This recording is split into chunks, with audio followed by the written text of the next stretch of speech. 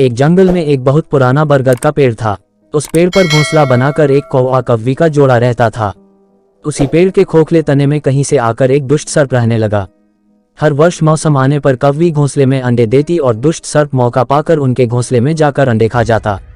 एक बार जब कौवा व कौवी जल्दी भोजन पाकर शीघ्र ही लौट आए तो उन्होंने उस दुष्ट सर्प को अपने घोंसले में रखे अंडों पर झपटते देखा। अंडे खाकर सर्प चला गया। कौवे ने कौवी को ढांढस बंधाया, प्रिय हिम्मत रखो, अब हमें शत्रु का पता चल गया है, कुछ उपाय भी सोच लेंगे। कौवे ने काफी सोचा विचारा और पहले वाले घोंसले को छोड़ उससे काफी ऊपर टहनी पर घोंसला बनाया और कौवी से कहा, यहाँ हमारे अंडे सुरक्षित रहेंगे। हमारा घोंसला पेड़ की चोटी के किनारे निकट है और ऊपर आसमान में चील मंडराती रहती हैं। चील सांप की बैरी हैं। दुष्ट सर्प यहाँ तक आने का साहस नहीं कर पाएगा। कौवे की बात मानकर कौवी ने नए घोंसले में अंडे दिए जिसमें अंडे सुरक्षित रहे और उनमें से बच्चे भी निकल आए। उधर सर्प उनका घोंसला खाली देखकर यह समझा कि उसके डर से कौवा कौवी शायद वहां से चले गए हैं, पर दुष्ट सर्प टोल लेता रहता था। उसने देखा कि कौवा कौवी उसी पेड़ से उड़ते हैं और लौटते भी वहीं हैं। उसे यह समझते देर नहीं लगी कि उन्होंने नया घोंसला उसी पेड़ पर ऊपर बना रखा है। एक दिन सर्प खो से निकला और उसने कौवा का नया घोंसला खोज लिया। घोंसले में कौवा दंपति के 3 नवजात शिशु थे। दुष्ट सर्प उन्हें एक एक करके घपाघप निगल गया और अपने खोह में लौटकर डकारें लेने लगा। कौवा व कौवी लौटे तो घोंसला खाली पाकर सन रह गए।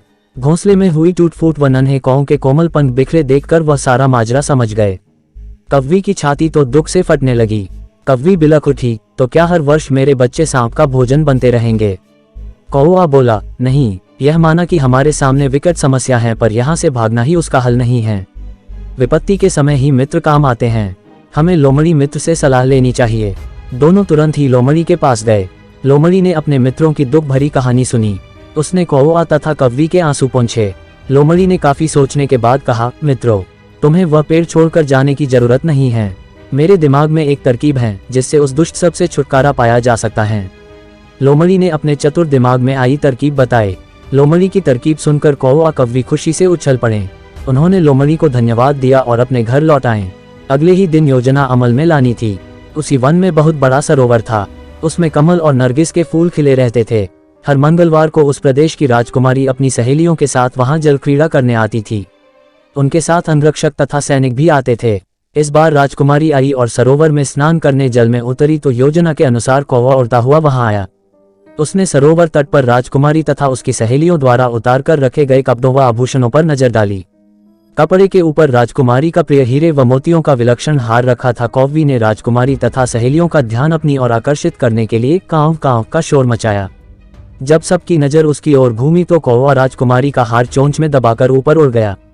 सभी सहेलियां चीखी, देखो देखो, वह राजकुमारी का हार उठाकर ले जा रहा है। सैनिकों ने ऊपर देखा तो सचमुच एक कौवा हार लेकर धीरे धीरे उड़ता जा रहा था। सैनिक उसी दिशा में दौड़ने लगे। कौवा सैनिकों को अपने पीछे लगाकर धीरे धीरे उड़ता हुआ उसी पेड़ की ओर ले आया। जब सैनिक कुछ ही दूर रह गए तो कौवे ने राजकुमारी का हार इस प्रकार गिराया कि वह सांप वाले खोह के भीतर जा गिरा। सैनिक दौड़कर खोह के पास पहुंचे। उनके सरदार ने खोह के भीतर झांका। उसने वहां हार और उसके पास में ही एक काले सर्प को कुंडली मारे देखा। वह चिल्लाया, पीछे हटो, अंदर एक नाग है। सरदार ने खोह के भीतर भाला मारा। सर्प घायल हुआ और फुफकारता हुआ बाहर निकला। जैसे ही वह बाहर आया, सैनिकों ने भालों से उसके टुकड़े टुकड़े कर डाले। सीख, सूझबूझ का उपयोग कर हम बड़ी से बड़ी ताकत और दुश्मन को हरा सकते हैं। बुद्धि का प्रयोग करके हर संकट का हल निकाला जा सकता है।